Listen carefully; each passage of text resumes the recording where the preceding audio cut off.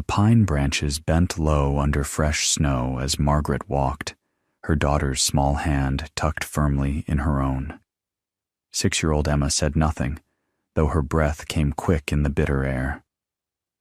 Behind them, the farmhouse they'd called home for 3 years grew distant. That morning, Margaret's mother-in-law had been waiting with cold finality. "You were never truly family," she'd said. "James is gone. The house, the money, it stays with blood. You have until noon." Margaret's father-in-law had stood silent, avoiding her eyes. James had been sick only a week before pneumonia took him. His parents barely acknowledged Emma at the funeral. The child born before their son, a reminder of Margaret's past. To them, Emma was evidence of sin, but there was no room for wounded feelings when night would come in hours. Emma needed warmth, food, shelter. "Mama, where are we going?"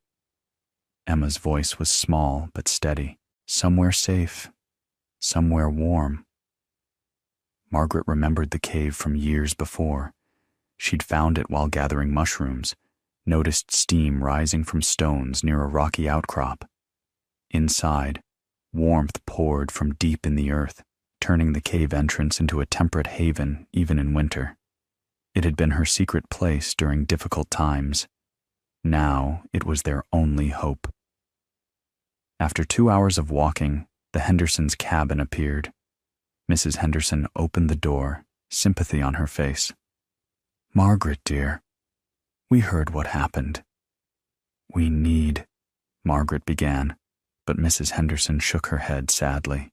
"I'm so sorry. With our children and my mother here, we haven't spare room. John says we can barely manage as it is." She glanced behind her, then stepped out and lowered her voice. "But wait." She returned with a canvas sack. "It's what I could spare without John noticing. A pot, seeds, rope, cloth, a lantern, some potatoes and dried meat at the bottom." "It's everything," Margaret said, throat tight. "Thank you." The cave entrance appeared behind ancient pines, a wide, rocky overhang forming natural shelter. The moment they stepped inside, Emma gasped, "Mama, it's warm." It was remarkably so. After hours in bitter cold, the air felt almost balmy, perhaps 50 degrees. The warmth rose from deep within the cave system, a gift from the earth. The entrance chamber was maybe 30 feet deep and 20 wide, the ceiling arching 12 feet high, blackened from ancient fires. "We'll build here," Margaret said, studying the space, "where the warmth is strongest." She chose a spot against the back wall where rock would provide structure and insulation. That first night tested her determination. She gathered deadfall while Emma collected kindling, built a fire with shaking hands, striking sparks until flames caught. The smoke rose and dissipated naturally through the entrance. For their first meal, Margaret roasted a potato in the coals. They shared it, savoring every bite. Later, Emma asked for a story, and Margaret spoke of summer gardens and warm bread until her daughter fell asleep. Sitting alone by the fire, Margaret planned. They needed walls, storage, better sleeping arrangements, reliable water. She thought of those who'd cast them out, then pushed bitter thoughts away. Anger was a luxury she couldn't afford. As she banked the fire for the night, Margaret made a promise. They would not merely survive. They would build a home. Over the following days, Margaret began the work of construction in earnest. She rose with the first gray light, leaving Emma sleeping under every piece of clothing and cloth they owned, and ventured into the forest. The hatchet James had given her, a small camp axe really, not a felling tool, had been tucked in a pocket of her dress, overlooked by her in-laws in their rush to dispossess her. It was dull from lack of sharpening, but it was what she had. The forest provided. Fallen logs lay everywhere, blown down by wind or weighted down by snow until they cracked. Margaret selected pieces she could manage, 6 to 8 inches in diameter, 4 to 6 feet long. Anything bigger would be impossible for her to move alone. She trimmed smaller branches from the logs using the hatchet, then dragged them back to the cave one by one, the bark scraping trails through the snow. Emma woke on the second day of this work and insisted on helping. "I can carry small ones, Mama. Please." So Margaret gave her tasks, gathering thin branches for support beams, clearing stones from the building area, and most importantly, keeping the fire fed while Margaret worked. Emma took her responsibilities seriously, checking the fire every few minutes, adding sticks when the flames grew low. The cabin's design emerged from necessity and available materials. Margaret positioned the structure against the back wall of the cave entrance, using the natural stone as the rear wall. This saved lumber and provided excellent insulation. She started by setting corner posts, 4 upright logs, each about 7 feet tall, that she positioned and braced with smaller stones wedged at their bases. Getting them perfectly vertical took patience.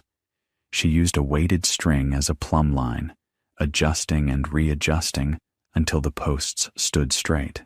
"Hand me that rope, sweetheart," she called to Emma, and her daughter carefully brought the hemp rope Mrs. Henderson had provided. Margaret lashed horizontal support beams between the corner posts, creating a frame. The knots had to be tight. She used square lashings and clove hitches, knowledge from watching her own father build sheep pens years ago. Each joint was tested, shaken, retested. The walls came next. Margaret set vertical logs close together between the support beams, creating a palisade-style wall.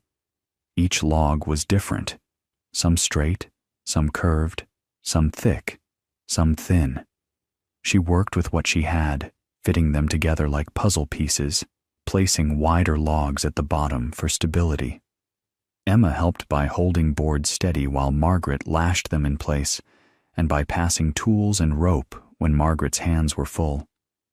"You're my best helper," Margaret told her, and Emma beamed.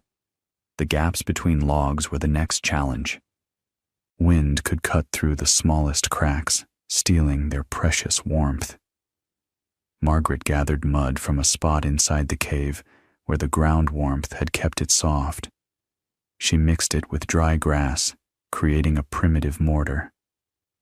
Emma helped pack this mixture into gaps, her small fingers able to reach places Margaret's couldn't. Then they stuffed cloth scraps from Mrs. Henderson's sack into the larger gaps, pushing them deep before adding another layer of mud. "It looks messy," Emma observed. "It looks lived in," Margaret corrected. "It looks like survival." The roof was perhaps the most challenging part.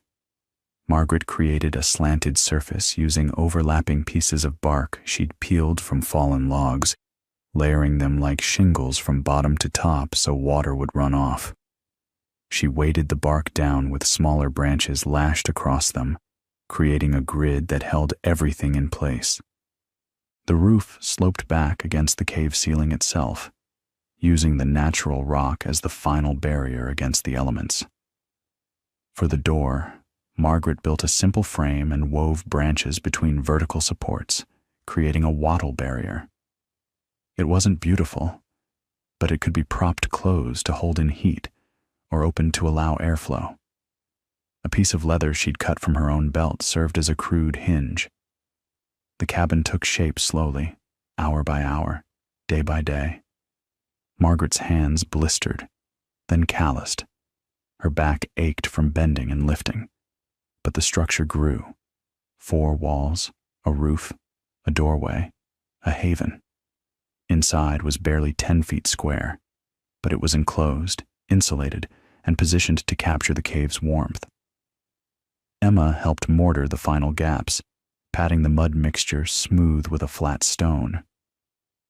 "We built this," she said wonderingly. "We did," Margaret confirmed, every single piece. She spent another full day improving their seal against drafts. She gathered moss from the north sides of trees where it grew thick, packed it between the logs, and covered it with more mud. She found a hunter's abandoned shelter a quarter-mile away, just a lean-to, collapsed and useless, and salvaged boards from it, using them to reinforce weak spots in their walls. The work of construction taught Emma lessons beyond building. She learned patience, that rushing led to mistakes that had to be fixed. She learned measurement, understanding that spacing between logs mattered, that walls had to be vertical, that balance was crucial. She learned problem solving. When a log wouldn't fit, they trimmed it, or found a different log, or changed the design slightly. Most importantly, she learned that her efforts mattered, that her small hands could contribute to something important. During construction, Margaret explored the cave by lantern light, while Emma napped. 20 paces from their building site, she heard dripping water. A thin trickle emerged from a crack in the rock wall. Clear, clean, faintly warm. She could capture it, create a basin. Over 2 days, she built a collection point. Flat stones arranged in a bowl shape, the largest forming the base with a natural depression. She built up sides with smaller stones, packing them with a mixture of clay-rich mud, ash, and sand. The second batch held better than the first. "What are you making?" Emma asked. "A sink. The water will flow here, and we can use it for washing, drinking, cooking." She built the basin walls 6 inches high, creating a pool 18 inches across. For drainage, she carved a notch in one edge and built a small channel of flat stones leading to a natural floor crack. When she tested it, water flowed perfectly from basin to channel to drain. "It's like magic," Emma exclaimed. "It's better than magic. It's engineering." The basin became central to daily life. They washed faces and hands there each morning, rinsed vegetables, cleaned dishes, filled the cooking pot. Margaret even washed their hair weekly, heating water first, then pouring carefully while Emma leaned over the basin. "We're fancy cave ladies," Margaret said, working ash and fat soap through her daughter's hair. The constant trickle meant never worrying about water, a simple luxury in winter.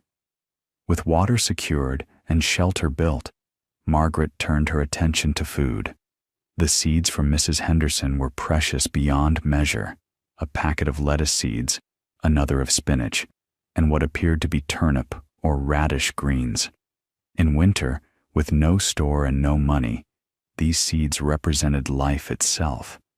But seeds needed soil, and soil needed structure and care.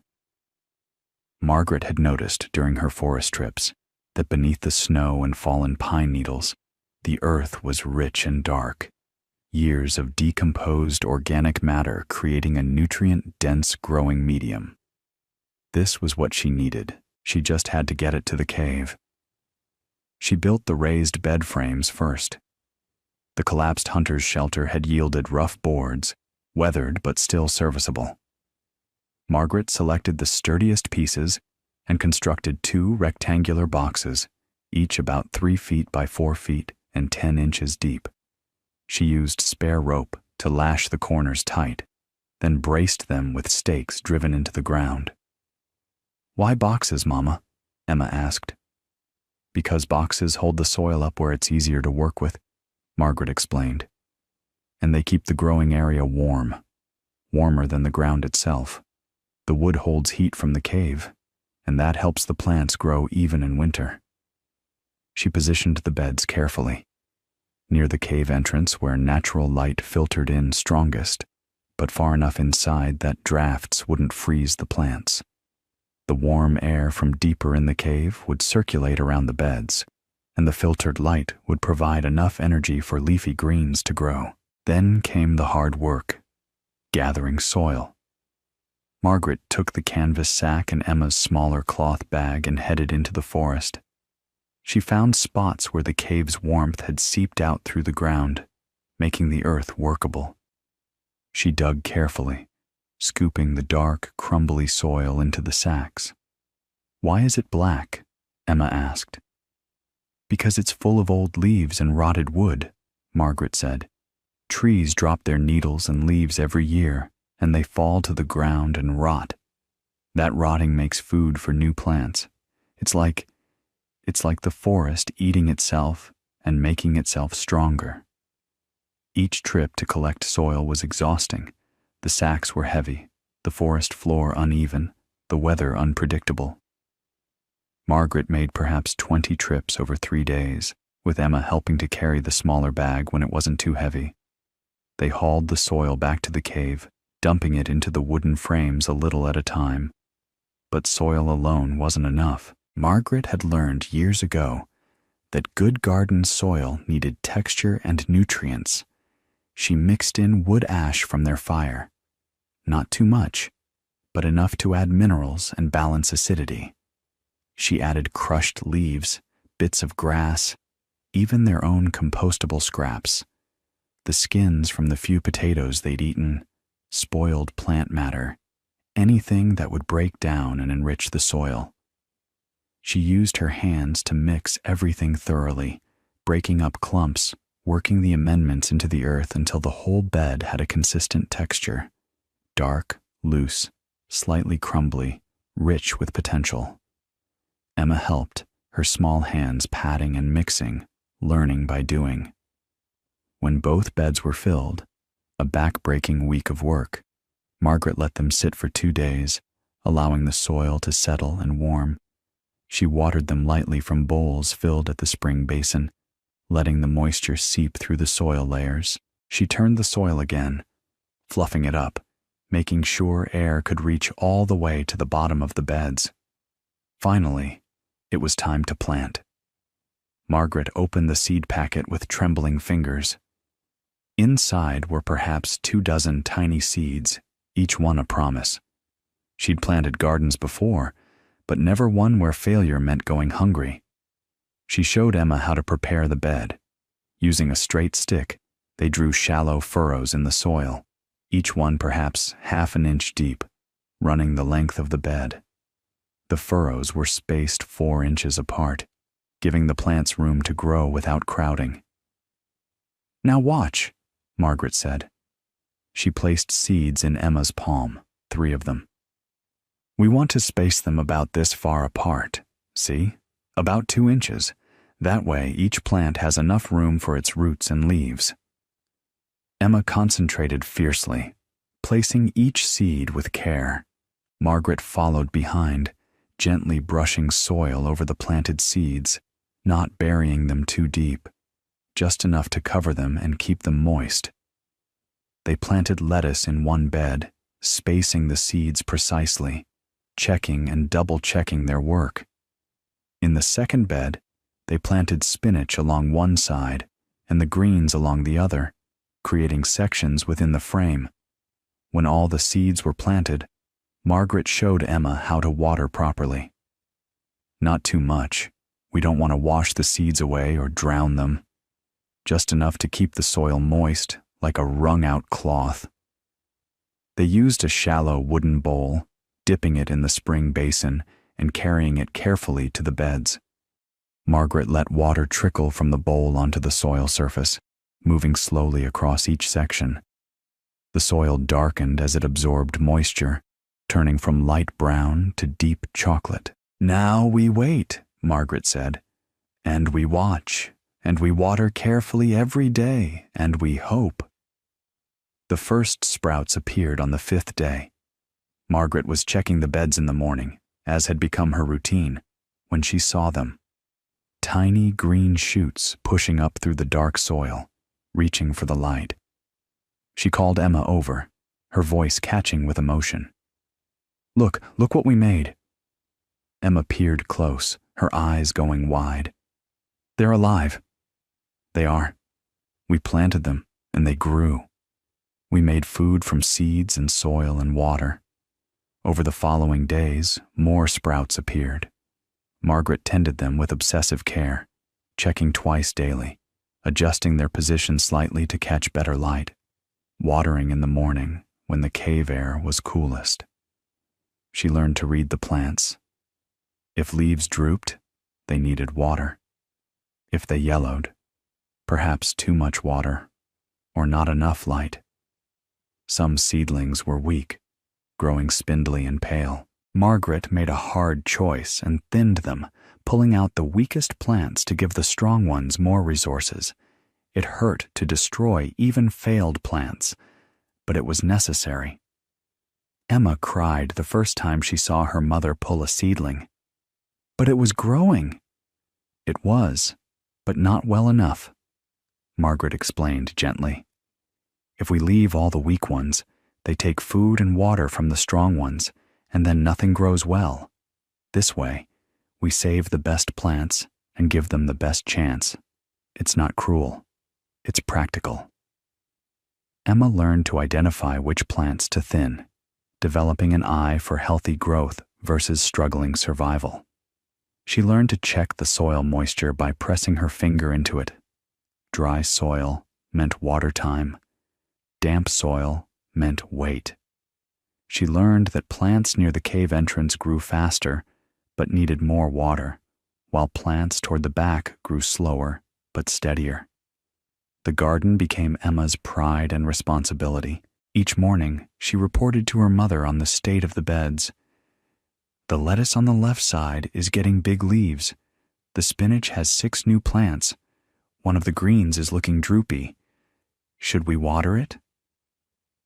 Margaret taught her to harvest properly when the plants matured. We pick the outer leaves first, see? Leave the center growing. That way the plant keeps producing, and we can harvest from the same plant many times. They developed a rotation system. As soon as they harvested a section fully, Margaret replanted seeds there, creating a continuous cycle of growth. The beds were never empty. Something was always sprouting, growing, or ready to pick. The contrast was stunning. Outside the cave, snow fell and temperatures plunged below zero. Inside, green plants flourished in rich soil, their leaves broad and healthy, growing in warmth and filtered light. It shouldn't have been possible, but the cave's unique warmth made it reality. Firewood required constant attention. Margaret taught Emma the routine. Gather fallen branches from the forest edge, carry them to the cave, let them dry near the fire. Split the larger pieces with careful strokes of the hatchet. Stack them neatly against the cave wall where they'd stay dry. They built a substantial pile, organizing it by size. Thick logs for overnight burning, thin kindling for quick heat, medium branches for cooking. We check it every day, Margaret said. Count the pieces. We need to know how long our supply will last.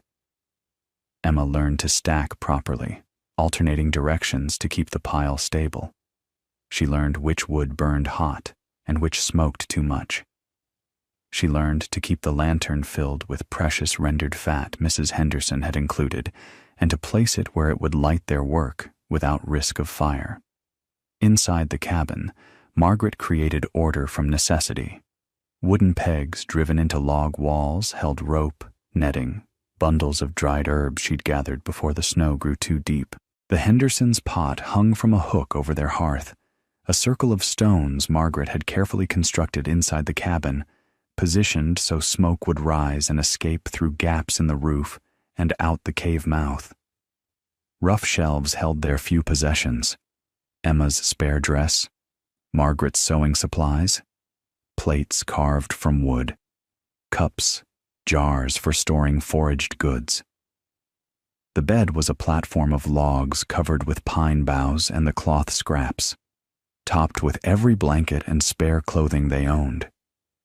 Beneath, Margaret stuffed dry grass and straw she'd cut from a frozen meadow, creating insulation from the stone floor. A small window, really just a gap between logs, showed the snowy world outside, a reminder of what they'd escaped.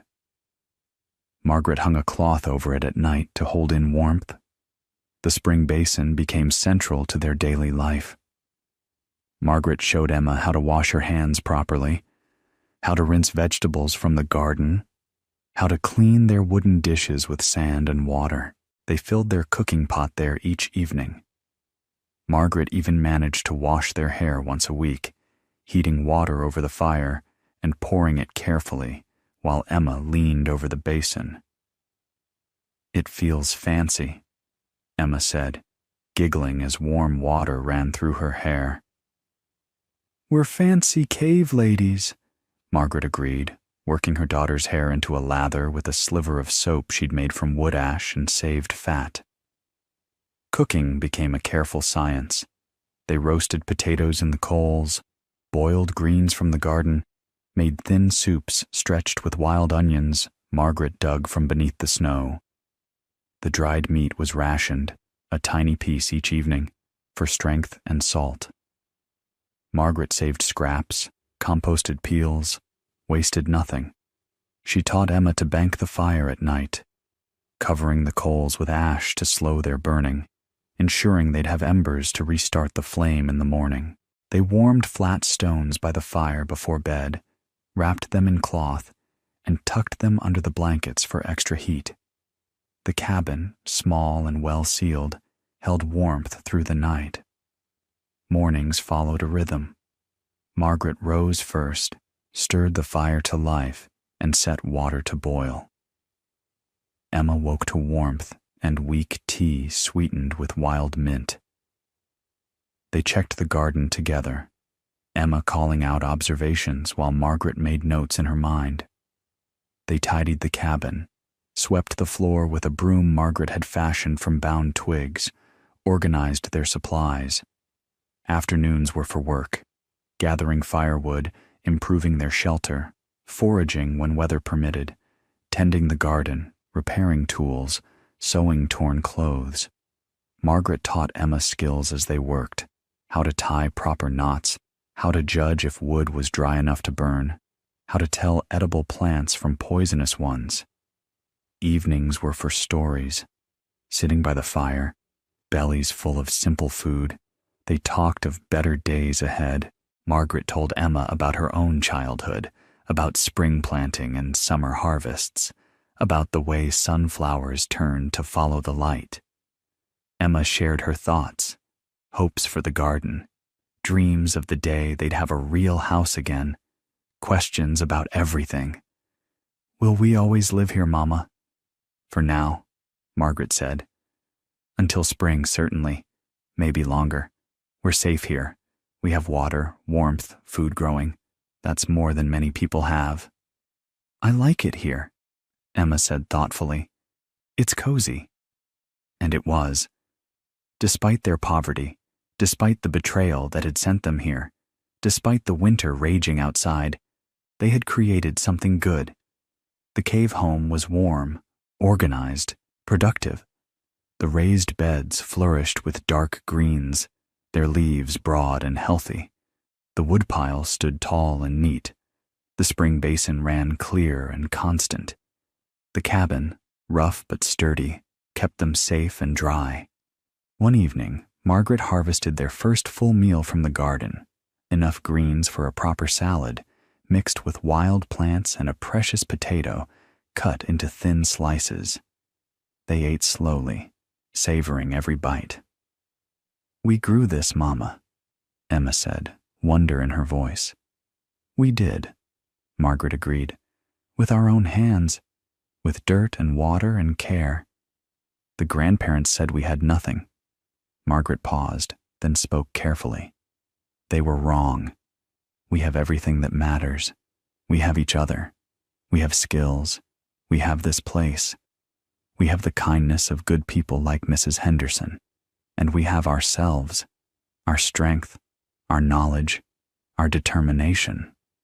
She gestured around the cave. "Look at what we built. You helped build every part of this. You carried wood, held boards steady, watered these plants, stacked firewood, learned to keep the fire safe.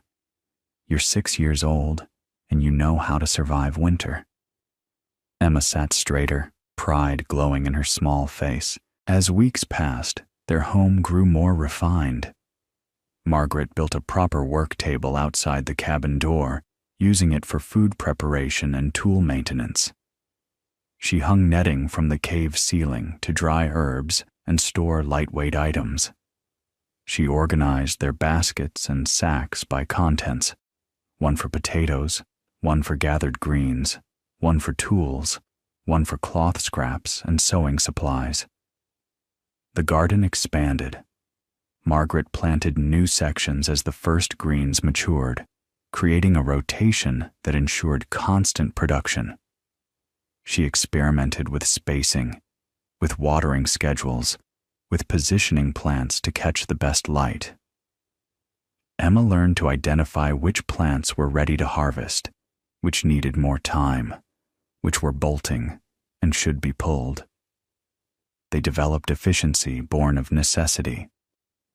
Morning chores took less time as routines solidified. They knew without discussion who would carry water, who would check the fire, who would harvest greens. They moved through their space with practiced ease, Emma ducking under hanging herbs, Margaret stepping around the garden beds without looking. One night, a fierce storm howled outside. Snow piled against the cave entrance, and wind screamed through the trees. Inside the cabin, Margaret and Emma sat by the fire, warm and secure. The walls held, the roof kept, the fire burned steady. "Are you scared?" Emma whispered. "No," Margaret said, and meant it. "We're safe here. The cave protects us. Our walls are strong. We have firewood, food, water, warmth. Let the storm rage. It can't touch us." Emma snuggled closer. "Tell me about spring." "In spring," Margaret began, "the snow will melt. The forest will turn green. We'll plant a bigger garden, maybe outside the cave if we can protect it. We'll have fresh vegetables, herbs, maybe even flowers. We'll hear birds singing. The air will smell like new grass and pine sap and earth. Will we stay here?" Margaret considered. "I don't know. We'll see what opportunities come. But we'll be strong, you and I. We know how to build shelter, grow food, manage fire, find water. No one can take that knowledge from us. Wherever we go, we'll be able to care for ourselves." "I hope we stay," Emma said. "I like our cave house." Margaret smiled and kissed her daughter's forehead. "Then perhaps we will." The truth was, Margaret had grown fond of their refuge. It was humble, but theirs. No one could evict them. They had built this home with their own hands. As winter deepened, Margaret sometimes stood at the cave entrance watching snow fall while warmth rose from the stone behind her. Her daughter slept safely. Green plants grew. Clean water flowed. They had been cast out with nothing but had created a life filled with warmth, order, and dignity. Margaret thought of her in-laws' bitterness and felt pity. They hoarded property but possessed no real wealth. Here, in this cave, Margaret had riches they couldn't comprehend. Her daughter's love, the satisfaction of work done well, the pride of self-sufficiency, the knowledge that she could face hardship and prevail. Emma stirred, calling sleepily. Margaret turned from the snowy view and went to her daughter, stoking the fire higher, preparing breakfast. Outside, winter raged. Inside, in the warm stone embrace of the cave, mother and daughter built their world. One careful day, one small triumph, one tender moment at a time. The raised beds flourished. The spring basin flowed. The fire burned steady. And in the growing strength of a 6-year-old girl who knew how to stack firewood, tend plants, and face winter without fear, Margaret saw the future taking root, green and strong and impossible to destroy.